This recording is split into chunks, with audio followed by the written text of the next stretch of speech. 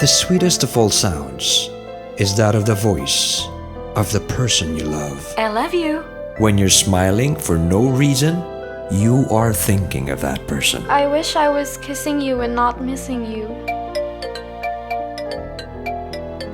Usapang LDR with Rico and Lala. Usapang LDR. This will make you hate distance. Ay nako mga bes, this is a very memorable Yung totoo? ang English kasi.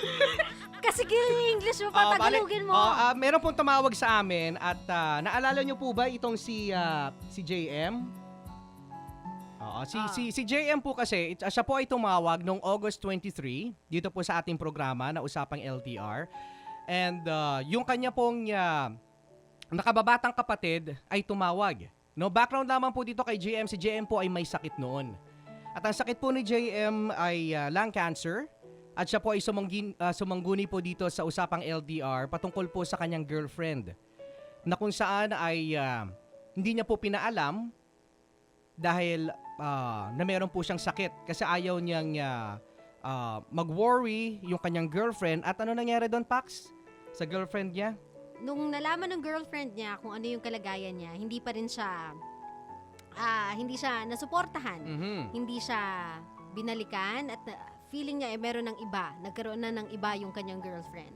And now, he is asking na sana kahit sa last time man lang, makita niya yung girlfriend niya. That's all he's asking before.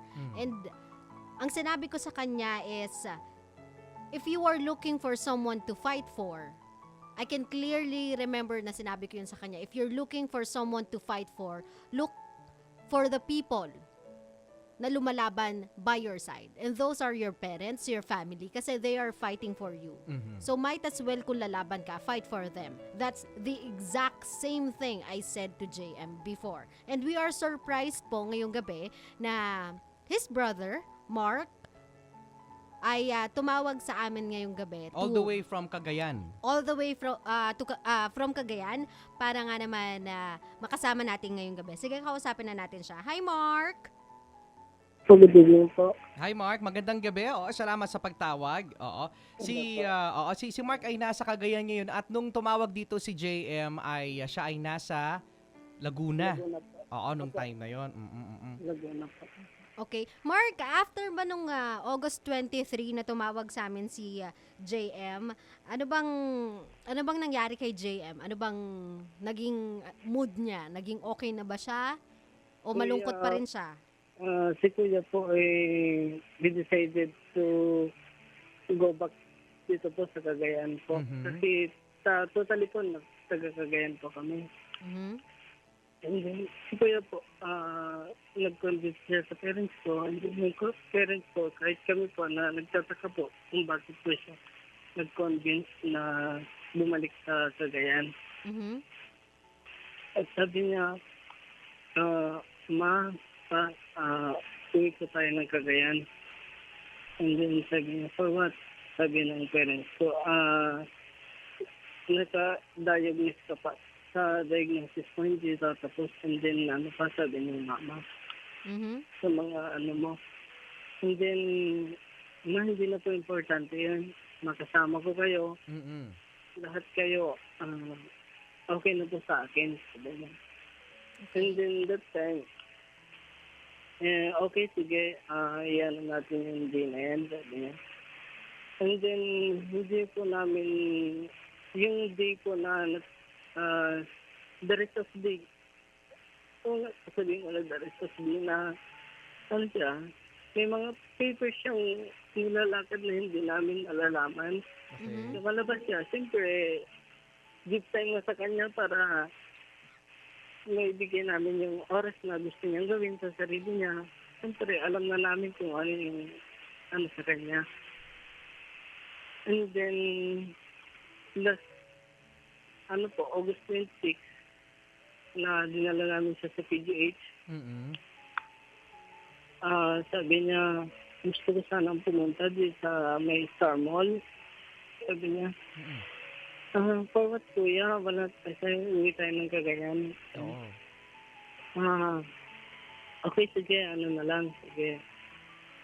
Uwi na tayo ng Cagayan. Basta huwag din na lang kakalimutan, basta may yung sa mga papers na yun, may iniwan ako doon, sabi niya. Okay. Yun na nga yun, letter niya. And then, umuwi kami ng Cagayan. Hindi namin lubos akalain na ganun pala Mm-mm. na pagdating namin sa Cagayan, Mhm. yung time pala na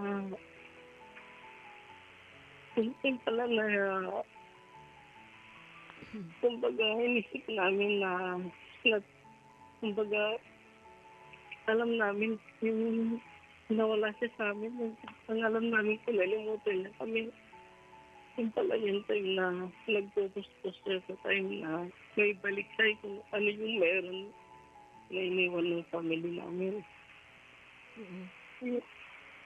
Kumbaga,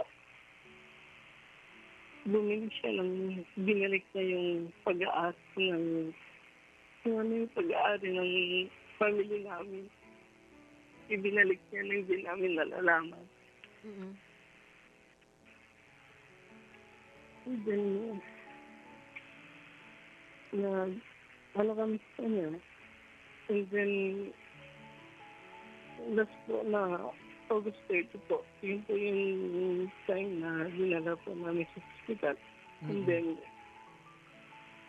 yun po siya nagpaalam sa amin. So, August 30 sorry po. no, Mark. Sorry sa nangyari sa inyo ng family mo. Mm-mm. JM was so strong nung kausap namin siya and nung mga time na yon, I think he was about to give up pero he chose to fight for you and your family. Ganun siya katapang, ganun siya naging katatag ng mga oras na Pero yon. yung sinuwan niyo po sa amin, sobra-sobra po. Mhm. Hindi po namin lubos sa kalahin na gagawin niya po. And then, gusto niya po pasabi na he's very thankful po na nakatawag po siya dito sa programa po ninyo. Mm-mm. Nagpapasalamat po siya na may parating niya yung ano yung nilalaman ng loob niya. Yun po yung nakalagay sa letter niya po. And then, sa kung sino man po yung girl na yun, I know, I met her already. Namit ko na siya. Mhm. Mhm. Namit ko na siya. Alam ko naririnig mo niya. Yung sana, hindi ko naman po sa inaano kasi according po kay Kuya, he's very thankful po na nakilala niya, na kasama niya. And then, yung time po na naging sila, maraming all the time na ibinigay niya yung biggest niya for love. Mhm. JM, Mark. JM, Mark. Mark, yung letter ba ni JM to you guys, na-explain niya ba naman Opo. doon kung gaano niya kayo treasure? Kasi nung tumawag siya talaga sa amin, Mark, karamdam namin ni Rico ng mga panahong yun na if Opo. given the chance, if given the time, he'll give his time, more of his time with you and your family than anyone else. Opo. Mark, Opo. ngayon pa lang no, nagpapasalamat na kami. I know it's a hard time for you and your family, pero tumawag ka pa talaga sa amin para lang iparating sa amin yung laman ng letter ni JM sa inyo. Thank you for sharing that with us. Pinapasay ko ni Kuya na sana po, if you love someone, mahalin niyo po ng tapat po, na walang pag-aalinlangan. Mhm. Dahil ang pagmamahal na tapat po, ay yun lang po magpaparsa sa buong kalooban ng tao. Maraming salamat, Mark. Thank you. Thank you Opo, for sharing maraming- this moment with us. Opo, maraming salamat din po sa programang ito na totally po nakikinig po ako sa programang ito. And then, my brother, kung hindi po sa kuya, kung hindi po ako mag-aalagas pala din tumawag dito sa programang ito. And sana po sa lahat po ng tagapakinig dito sa programang ito. Sana maging pangaral po sa atin na sa amin po na maging masakit man ang nangyari kay kuya. And then my parents, alam ko po, nakikinig sila ngayon. Kasi tumawag po ako kanina kasi nasa Laguna po sila ngayon. Bumalik na po sila ng Laguna. Alam ko, nakikinig sila ngayon kasi sure na umalis sila din sa Cagayan. Don't forget to call to 101.1 sa Love Video. Sabi niya na iparating mo to kung ano yung gustong ipasabi ng kuya mo, sabi ng mama. Sabi niya, okay ma, sabi ko. And then, yun po. Gusto ko pong salamat sa lahat po ng mga sumupot po sa mga nakikinig ng programa nito. Na maraming salamat po. Maraming salamat. Lalo na sa inyo, DJ Lala, DJ Rico. Maraming salamat din, Mark. Just so you know, yung that time yung tumawag si JM, he managed to touch so many people that night. Yung kwento niya, yung kung paano siya lumaban, yung battles niya, yung nararamdaman niya, a lot of people felt the same feeling na nararamdaman niya, and a lot of people were inspired by him. So, maraming salamat, Mark, for sharing this moment with us. Maraming salamat. Kasi alam namin na naging masaya si Kuya kasi according to him, masaya siya kung ano yung ginawa niya. Wala siyang pinagsisihan. Totoo yun. Kasi sinabi nga niya dun sa letter niya, sa book niya na ganun po. Wala siyang pinagsisihan sa lahat po. Sa diary niya na wala po siyang pinagsisihan sa lahat ng ginawa niya. Ginawa niya lang ano yung alam niyang dun siya masaya.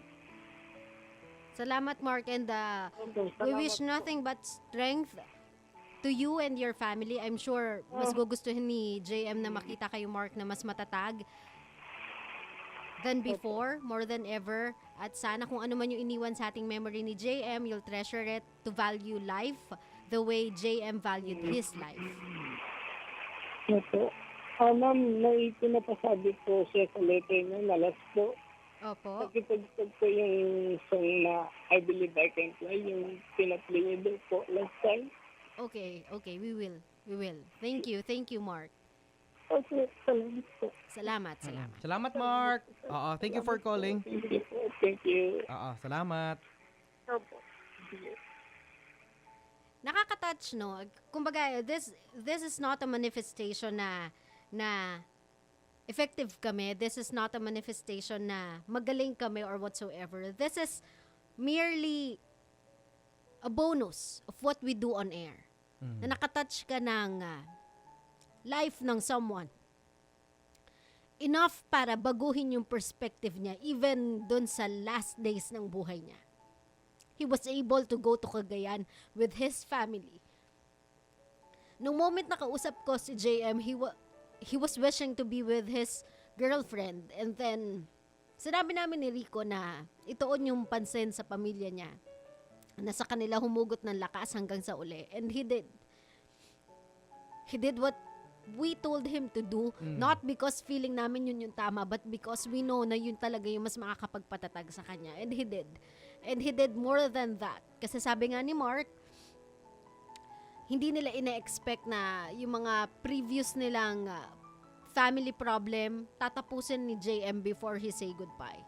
And to be able to be a part of his last letter is one of the biggest honor any program can have. So JM, more than anything else, we thank you. We thank you for touching our hearts, and we thank you for letting us be a part of your life. Thank you. Kasi ang tumawag po dito si GM noon because of his girlfriend, no? Na para bang gusto niya na raw talagang wakasan yung buhay niya. Wala na raw siya talagang lakas para labanan yung sakit niya dahil doon sa kanyang girlfriend. And ang in-advise naman ng usapang LDR is unahin niya yung family niya. 'Di ba? Kasi nakalimutan actually ni JM yung family niya, Pax, no? That time na para bang bakit yung girlfriend mo yung sinasabi mong lakas mo. Hindi mo ba na-appreciate yung suporta sa'yo ng pamilya mo? Ng mga kaibigan mo? Kasi naging bulag ito si JM doon sa kanyang girlfriend at yun ang kanyang top priority kahit na mayroon na siyang sakit. So dahil dito sa programa, kahit papaano, no, nabigyan natin ng magandang advice itong si JM at pumunta nga siya sa kanyang pamilya doon sa Cagayan. At hanggang sa huli ay kasama niya ang kanyang pamilya. So maraming salamat JM sa iyong istorya na kung saan ay nagbigay aral sa atin na iba pa rin talaga ang pamilya pagdating sa mga ganyang mga pagkakataon. Yan. And to honor his last wish, magpapasalamat din kami kay Mark and to his family Mark, thank you. for sharing kung ano man yung nakalagay doon. Kasi they have a choice not to naman di ba? This is not something na easy to share with other people, lalo na if it's a loss. Pero they did that to honor JM. Yes, the best.